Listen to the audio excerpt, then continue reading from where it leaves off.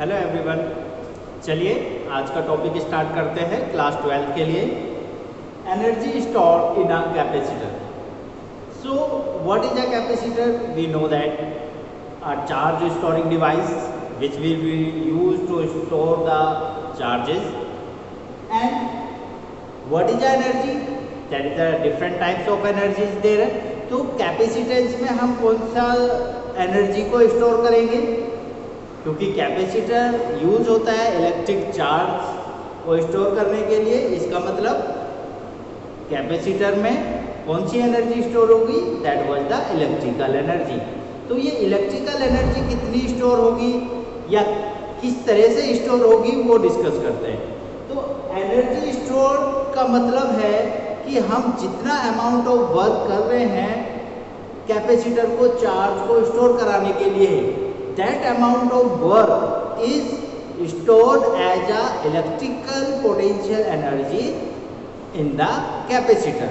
So energy stored in a capacitor is always equal to the work done to store the charge, work done by the external agency to store the charge in a capacitor. So that was the energy stored in a capacitor, right? So consider कीजिए, we have a capacitor of capacitance capital C and हमने इस capacitor को negatively एक battery से इसको charge किया। तो जब हम बैटरी से इसे चार्ज कर रहे हैं तो हमने इसे चार्ज किया, उस अमाउंट ऑफ चार्ज को देने में कितना वर्क डन किया उस वर्क डन को फाइंड कीजिए और वही वर्क डन किसके बराबर होगा? That is equal to the potential energy. So that was the plus q and minus q charge stored in a capacitor. Now to find the work done to store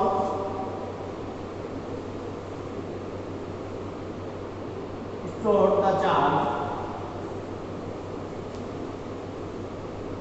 Q। ठीक है, तो इसके लिए सबसे पहले स्टार्ट करते हैं।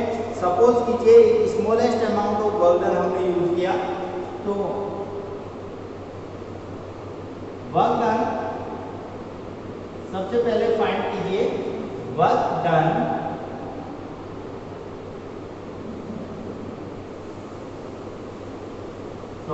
smallest work done to store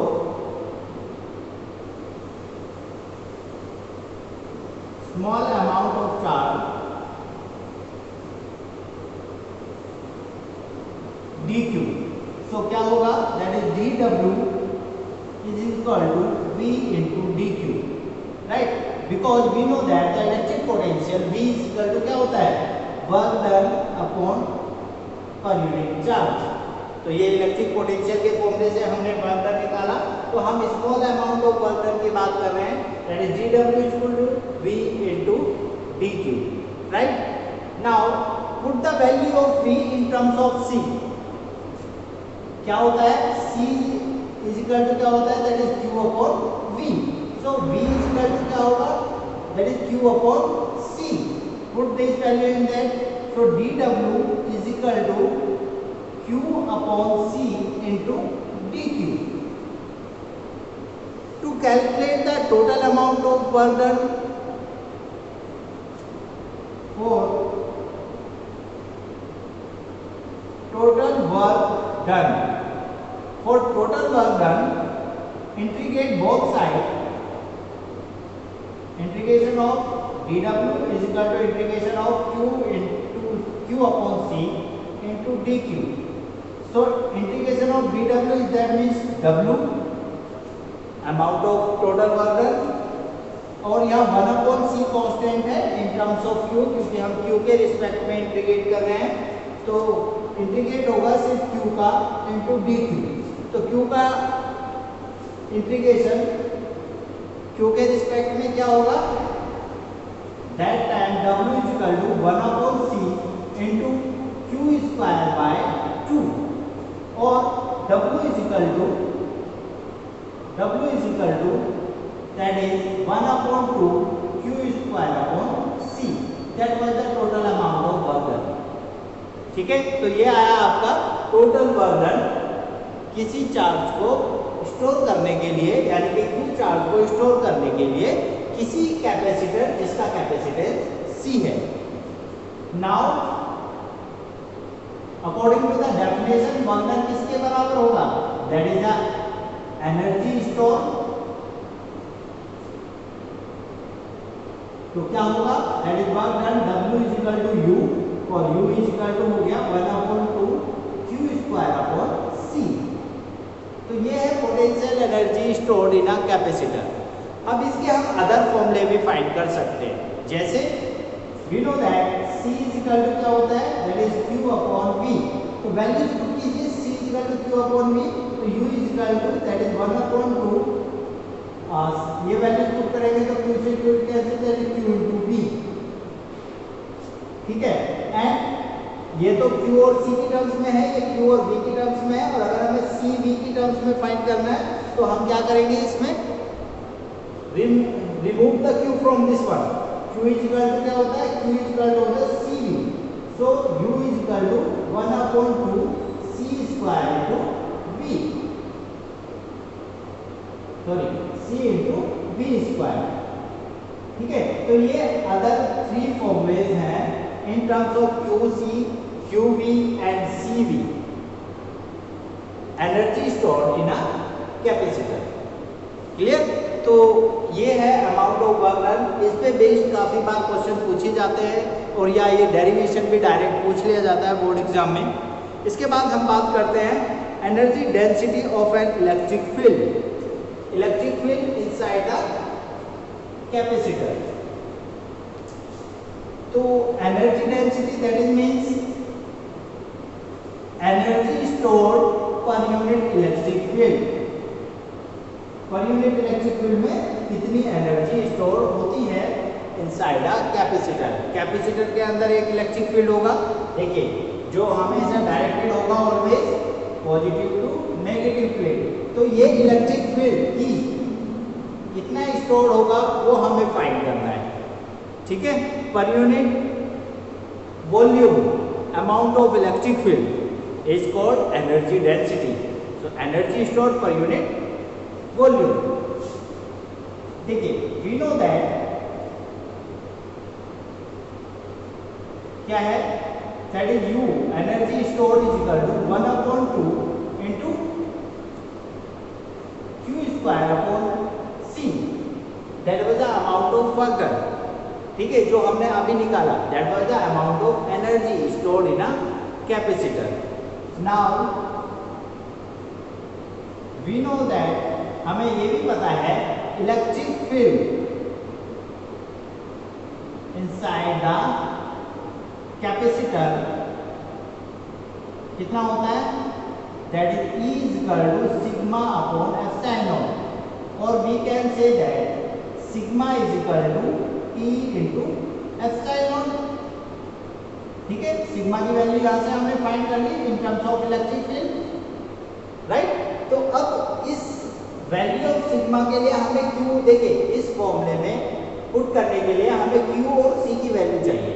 तो Q की वैल्यू निकालने के लिए हमें पता है and sigma is equal to क्या होता है? That is Q upon A. और Q is equal to sigma into E. Sigma क्या है? Sigma is the charge density. Right. That was the surface charge density. Surface charge density total amount of charge upon total area. The area of plate, that was the area of plate is A. तो sigma is equal to Q upon A और Q is equal to sigma into A. तो Q की value sigma into A आई और sigma की वैल्यू हम यहाँ से लिख सकते हैं in terms of electric field. So Q is equal to क्या हो गया? That is E into epsilon into A. That was the value of Q. ठीक है.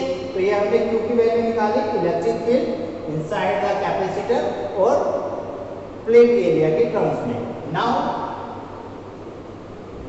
or we have to find out the value of C also. Now, the capacitance